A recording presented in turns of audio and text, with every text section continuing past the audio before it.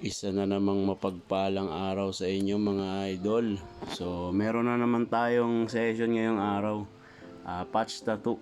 So dinadaan-daan lang namin tong tattoo ni client. Kasi every week to ginagawa namin siya ng tattoo. Para hanggang sa mapuno yung braso niya ng patch na puro anime na gusto niya. Gusto niya kasi ayaw niya yung nakaayos na pagkakalagay. Gusto niya kung saan na nakalagay.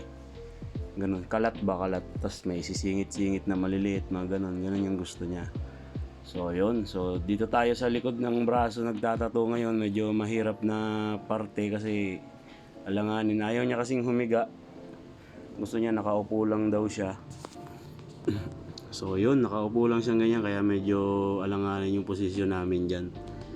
So yan, ang gamit ko dito 1RL na stigma, tapos 9RL na yellow dragonfly. Ay 7RL na yellow dragonfly. Yan lang ginamit ko dyan mga idol, kasi maliit lang naman yung mga detalye niya. So hindi natin kailangan ng shader. Yung bale babaeng anime mga idol. So naka fast forward tong gawa natin para hindi boring. So para makita nyo lang kung paano. Yan. Pag magla-lining kayo ng 1RL mga idol, delikado yan yung 1RL na needle. Kailangan yan talagang hindi nyo babalik-balikan yung nyo dyan. Kumbaga isang hagod lang ganyan, dalawang hagod okay na. Tapos yung voltahe nyo kailangan mabagal lang, mababa. Kasi nakakapunit yan ng balat, tsaka nagkakaroon ng trauma yan, blowout. Kapag nasobrahan nyo yan ng pasada. Kaya kailangan maingat kayo pag 1RL lang gamit yung needle. Ang gamit natin yung voltahe nasa lang mga idol, 6.5 volts. Yung tapos ang gamit nating machine Flux Max na class A. Yan. So bali next week to gagawa na naman kami ng tattoo nito ni Bossing. Yan. Bali saglit lang to mga idol, ginawa ko to wala pa atang 1 hour. Tapos na to Kasi ganyan lang naman lining lang naman siya, tsaka stippling. Ini-stippling ko lang yan mga idol para sa mga na nagtatanong sa akin na mga tutorial. Kumbaga tingnan nyo na lang yung ibang video ko, kasi yung mga tanong sa akin ng iba na gawa ka ng gantong video, ganyan may message sa akin sa Facebook page. Tingnan nyo yung mga video ko, kasi meron halos yung mga tutorial na ginagawa ko, kasi halos meron na yung mga tinatanong nila, meron na sa YouTube ko So tingnan nyo na lang mga idol para mapanood nyo. Yun. Kumbaga pangkalahatan ginagawa natin.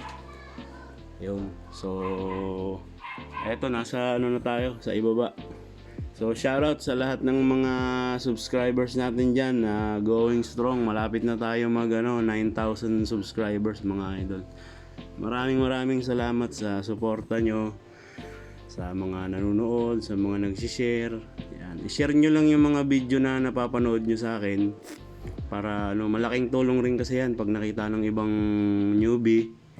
'Di ba? Yung mga maraming katanungan, yung malaking tulong yan sa kanila pag nakita nila. Bale, suportan nyo na rin sa channel natin mga idol. Yan, nagpapasalamat ako sa inyong lahat na sa loob ng ilang taon andyan pa rin kayo mga idol. Yun.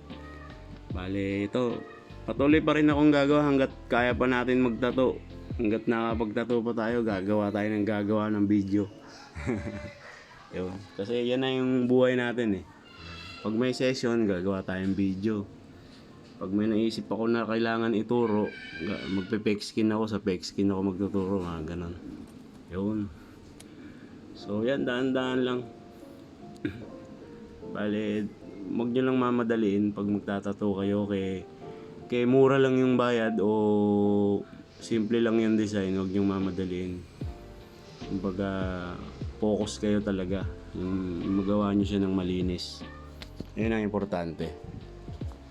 Kasi pag minamadali nyo kasi yung isang bagay, lalo nagkakaroon ng mali, magkakamali kayo ganun.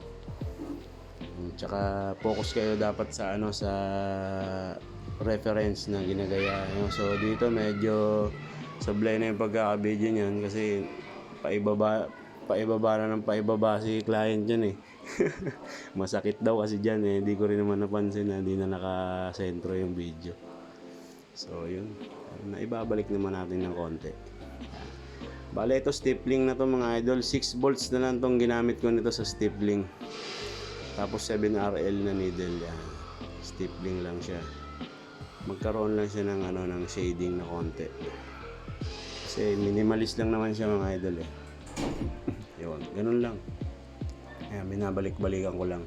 Meron akong tutorial niyan sa mga nagtatanong paano mag-stapling. May tutorial tayo niyan mga idol, check nyo na lang. Ayan, tapos share nyo na rin sa mga Facebook ganyan para makita rin ng mga tropa na iba na ano, newbie na gustong matuto. Na maraming katanungan sa buhay. Yun.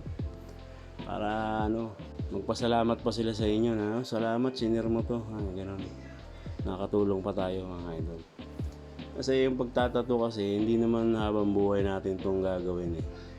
Darating yung panahon, pag tumanda tayo, manginginig na yung kamay natin. Hindi na tayo makapagtato. Kaya dapat ituro natin yung nalalaman natin. Huwag tayo madamot sa iba. So yun na, natapos na mga idol. Konting kwento lang, tapos agad. Yun, ito na yung gawa natin mga idol. Yun. Maraming salamat sa mga sumusuporta. Bye-bye!